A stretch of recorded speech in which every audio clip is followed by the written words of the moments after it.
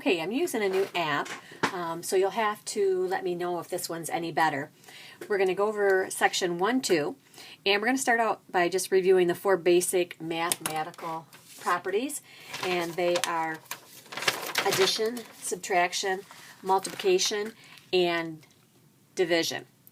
Now, addition and subtraction are opposite operations, just like multiplication and division. So because of this,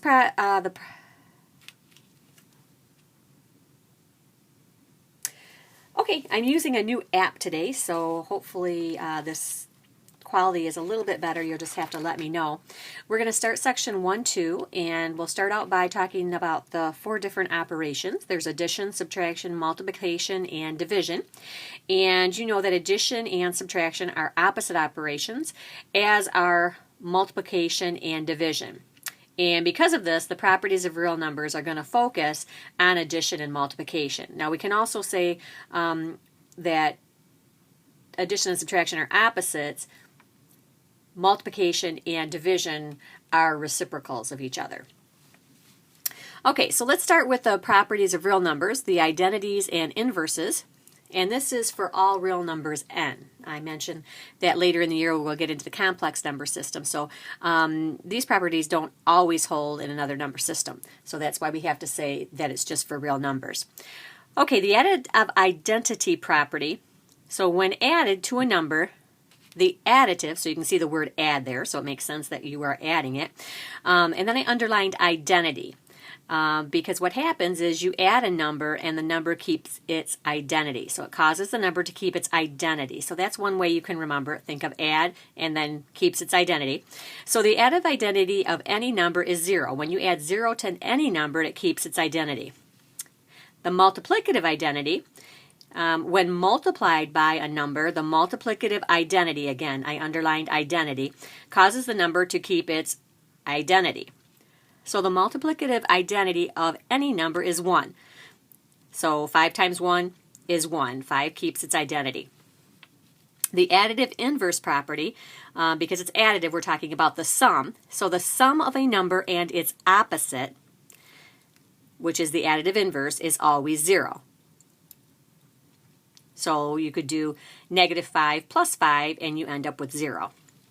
Now the multiplicative inverse, the product of a number and its reciprocal, this time it's going to equal 1, always.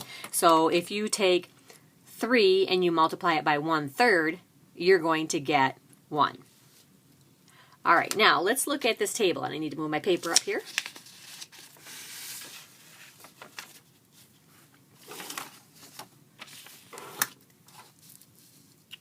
All right, so we're going to fill in some examples of a number and its additive inverse and multiplicative inverse. All right, we're starting out with a number of 1/2. So what do I add to 1/2? Move this down just a little bit so you can see the table. There we go. All right, what number do I add to 1/2 to get 0? Well, it's its opposite, so negative 1/2. And the multiplicative inverse, we just take this number and flip it. So 2 over 1. If we multiply 1/2 times 2 over 1, we're going to get 1. If we add 1/2 to negative 1/2, we're going to get 0. So that's what you need to remember for the additive inverse, always equals 0. And the multiplicative inverse of a number, when you multiply, always equals 1. All right, so let's look at the next number, which is negative 6. Additive inverse, we're just going to take the opposite, which is 6. So negative 6 and 6 will give us 0. Multiplicative inverse, we just think of it as writing this number over 1, and then you can just take the reciprocal. So that would be negative 1 over 6. The signs have to be the same because we have to end up with the number 1. So negative 6 over 1 times negative 1 over 6 will give us a positive 1. These signs have to be the same.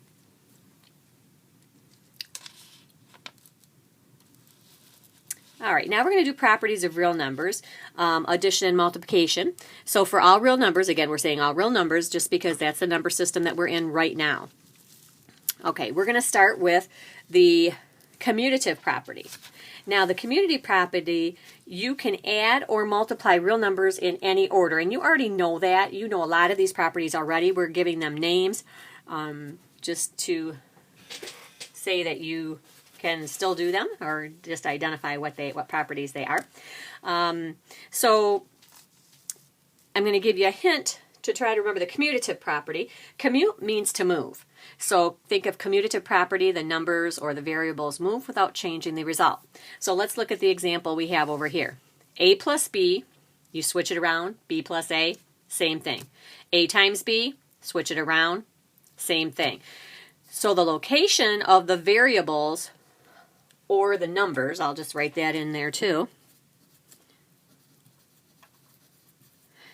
change their location. So let's look at what it looks like with some numbers. We can do 4 plus 3, same as 3 plus 4. They're both 7.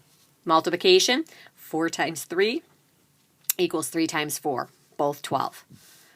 Now we're going to move down to the next property, and that property is the associative property. So with the associative property, the sum or the product, so when we add or multiply, of 3 or more numbers is the same regardless of the way the numbers are arranged. So with associative, think of associate, like when you associate with different groups. The grouping will change, but the value will not on either side. So let's look at algebraically, the algebra behind it. We can group A and B and then add C to it, or we can group B and C and add A. Same thing with multiplication. We can first multiply A and B, and after we get that, we can multiply by C, or we can do BC and multiply it by A. Now notice here, the numbers or the variables are not moving, only the grouping is moving. So the grouping changes. So the parentheses change. All right, let's look at what that looks like with real numbers here. 4 plus 3 plus 6. Is going to be, my numbers 4, 3, and 6 are in the same order. So here it would give me 7 plus 6, which is 13, and here it would give me 4 plus 9, which is also 13. Let's look at the multiplication example. Numbers are not moving, so it's not commutative, but the parentheses or the grouping is changing. So 4 times 3 is 12, times 6 equals 4 times 3 times 6. So this is going to be 18 here. And this is going to be 12. So those two things are equal. When we multiply 6 times 12, we're going to get 72.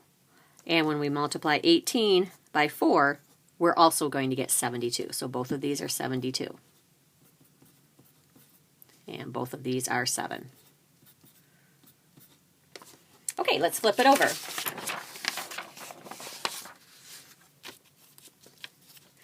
Next thing we're going to talk about is the distributive property, and you've done the distributive property for years. So let's just write it out, define it, and write it out algebraically and then with numbers. So the distributive property, it says when you multiply a sum by a number, the result is the same whether you add, then multiply, or multiply each term by the number, then add. So let's look at it algebraically. What it's saying is we have A times B plus C. We're just going to distribute this. AB plus AC. And here we could add those together. But here it's just another example of the distributive property. And here it's distributing this way, which is fine. So let's look at the numbers. We have 4, and we multiply 4 times 3 to get 12. 4 times 6 to get 24. We add those two together, we end up with 36. Now, we could also add inside here, and that would give us 9. And 9 times 4 is 36. Let's go down to the next set of properties. These are properties of real numbers, addition and multiplication that are continued, again, just for A and B real numbers. And we'll look at the property first. And the first property is the closure property. Now, this one may seem like common sense, and you may think, well, why do you even need to use it? The reason, again, is because we will be getting into complex numbers later in the year, and not all of the complex numbers, when you do operations on them, remain in the complex number system. So the closure property basically says that the sum of or product of any two real numbers is a real number. Well, what does that mean? That means whenever you add A and B or multiply A and B, the number, the sum or the product that you get is still a real number. And everything you've worked with, not up and till now, till this year, has been in the real number system. So that might seem a little strange, but again, later in the year it might make more sense why we say we have to identify that property. Okay, so what it looks like is this. 4 plus 3 is 7. 7 is a real number. Both of those are real numbers. When we add them, we get a real number. Both of those are real numbers. When we multiply, we get a real number.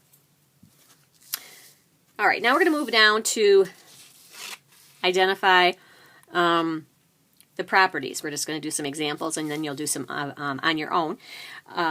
Now, because we have addition and multiplication, I would like you to identify if it's property of addition or property of multiplication.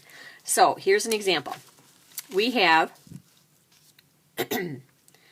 1 plus 2 in parentheses plus 3, and then this is what we have on the other side. Now, ask yourself, are the numbers moving? The numbers are not moving, so it can't be commutative because commutative means to move. It's not the distributive because we have the same numbers on both sides. So there are parentheses that are grouped differently. So grouping or associating with different numbers. So this one is the associative, and then I just added property of addition because we are adding. There's also a property of multiplication, so again, make sure you include those. All right. Now we're going to do another example down here. Whoops, and I think I just showed you the answer. This one, we have 1 plus 3 equals 3. And it's not the commutative. These aren't moving. It's not the associative. We don't have a grouping. So it's adding two real numbers and staying in the real number system. So that is the closure property, and it's going to be the closure property of addition. Okay, now, excuse me. Looking here, then we can see that the numbers are moving. So that means it's the commutative property, and it's the commutative property of multiplication. Then the next one we have, doesn't look like the numbers are moving or switching places. Doesn't like we're changing groupings, but what we are doing is we are distributing. So that one is a distributive property. And we're not going to put of addition or multiplication for the distributive property. That's not necessary. Okay, now it's your turn to practice those questions below.